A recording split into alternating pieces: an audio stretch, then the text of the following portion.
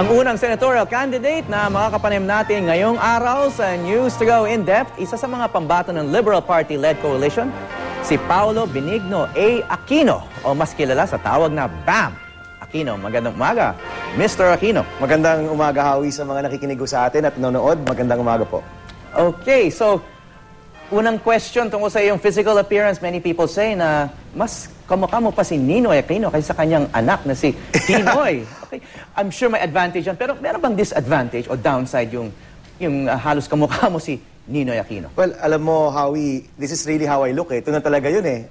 Bata pa lang ako, sinasabi ng mga tao, kamukha ko si Tito Ninoy. So, may advantage yan syempre kasi yung mga ibang tao natutuwa na parang nakikita nila si Tito Ninoy, pero may disadvantage din dahil binabatikos tayo sa pagmumukha ko. So, para sa akin naman, this is really how I've looked ever since pumasok tayo sa media, ever since bata po tayo. So, ganito na talaga. Okay, obviously, your cousin being president is a great opportunity. But at the same time, I'm sure may nagsasabi na opportunistic ka rin. Ano naman ang sagot mo doon sa sinasabing opportunistic ka? Well, alam mo, Howie, being the cousin of the president, parehong advantage at disadvantage yan eh. The advantage, of course, is that kung maganda yung performance niya, which nakikita naman natin, maganda yung performance niya, kahit pa paano, mas maganda yung tingin ng mga tao sa akin. Pero yung disadvantage yan, yung mga bumabatikos sa kanya, kaagad-agad, binabatikos na rin ako. So sabi ko nga sa kanila, hindi nyo ako kilala, binabatikos nyo na ako kaagad, no? But ganun talaga eh, it's really part of the game. And tingin ko naman, yung pagiging Aquino, isa lang yung paraan upang kumatok sa mga puso ng mga tao. Kung papapasukin ka nila o hindi, it's still based on your track record and your accomplishments at kung ano yung gusto mong gawin para sa bayan. Okay, gusto mo pumasok sa Senado and we know there's a circus going on there, ano? Mas entertained ka ba o dismayed sa nangyayari sa Senado ngayon? Itong alitan, itong sagutan? Ako hindi ako natutuwa sa mga alitan at mga sagutan. No? Alam ko, bilang isang miyembro ng media noon, no? Alam ko na yun yung magandang ilabas no? Sa ating mga TV stations at sa mga pahayagan. Pero sa totoo lang, mas nagustuhan ko yung Senado nung pinasa nila yung mga importanteng bills. No? They've passed the sin tax law, they've passed the RH bill. Of course, the Senate has already passed the version of the FOI bill. Yan ho yung mga gusto kong mas mapakinggan at mas marinig sa Senado kaysa yung mga away ng mga senador tungkol sa kanilang MOE o tungkol sa kanilang mga cash gift. Okay, kung maging senador ka nga, maaring mabigyan ka rin ng dagdag na pondo o yung sinasabi mo cash gift, do you think this is corrupt or not? Well, unang-una kung cash gift nga siya, hindi yata tama yun, di ba? Pero kung pondo siya para sa operations ng iyong opisina, baka in that sense, mas katanggap-tanggap pa siya. Pero siguro, Howie, dalawang bagay. No? Unang-una, kailangan patas-patas yung binibigay sa lahat ng senador.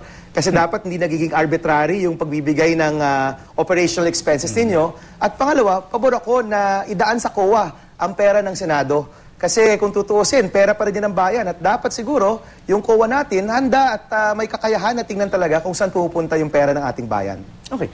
Doon sa ticket ng coalition, meron kang pinalitan or you're taking up the place of a more seasoned Liberal Party politician or public servant. Siguro medyo masama rin ang loob sa'yo. No? How do you explain or how do you face them? What kind of conversation do you have with people like that? Actually, wala naman. So far, sa pagkakaalam ko, wala namang may sama ng loob. No? Lahat ng mga kasama natin sa Liberal Party have been very gracious and have wished me all the best. Alam mo, Howie, dumaan yan sa mahaba-habang proseso. I talked to the President nung June at sinabi ko, Kuya Noy, kung gusto nyo ng isang youth candidate, isang tao na nagtrabaho sa National Youth Commission ng maraming taon, nagtrabaho sa mga mahihirap na komunidad, handa akong manilbihan. At yung sagot naman niya sa akin, kung handa ka talaga, dumaan ka sa proseso.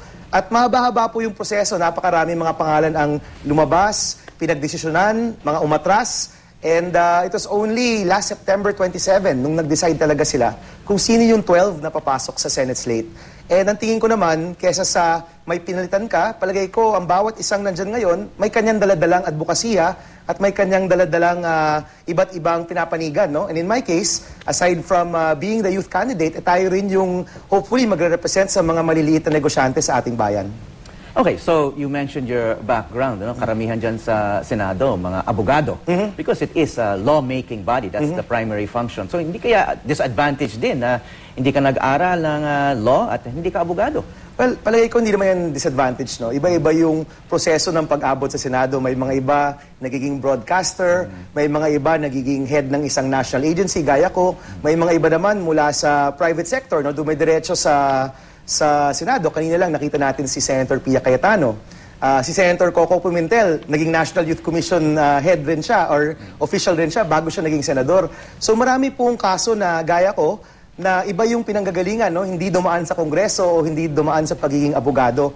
Ang importante po siguro, yung ibang background, iba-ibang background at iba-ibang pinanggagalingan namin, kapag pinagsama-sama, talagang magre-represent sa ating taong bayan. And I'm hoping na bilang isa sa mga pinakabatang tumatakbo, tayo po yung pwede mag-represent sa ating kabataan sa Senado. Okay, one final question before we go on to the next section. What is your relationship like with President Aquino? He's like an older brother. Para siyang older brother ko, no? Parang confidant. You're that close, ha? Parang kuya talaga. Nagbibigay ng payo at wala na akong time. There. Okay. Okay. Okay, may mga personality or Miss Universe questions naman kami, and if you can answer as quickly as you can. You're a newlywed. Para sa'yo, ano yung ideal number of children in a family? Under negotiation yan sa aming mag-asawa. I tend to want a small family siya. Gusto niya mas malaking pamilya. Okay. Pero wala akong recommendation para sa mga Filipino families in Wala. general? Palagi ko, Okay. yan ang isang desisyon na dapat yung mag-asawa at yung pamilya yung nag-uusap tungkol dyan. Okay. You call yourself the youth candidate. Ano yung hindi mo naman naiintindihan tungkol sa mga kabataan ngayon? Well, sa totoo lang ako naiintindihan ko naman ng kabataan. I'd like to think, no? Naiintindihan ko pa. Pero I have to admit na paminsan-minsan, ngayon kasi yung mga volunteers natin, yung mga gustong sumama, gusto nila online, no? Ako sana gusto ko online and offline, no? Hindi lang online yung pagtulong, pati sa actual na pag-iikot at sumasama rin yung mga kabataan sa atin. Okay. When do you think it is proper or necessary to lie? Assuming that everyone lies, even white lies at one point or another. No? Hopefully, you don't need to lie, pero sometimes siguro kung makakasakit sa loob ng kasama mo, you're just polite, no? Just be polite.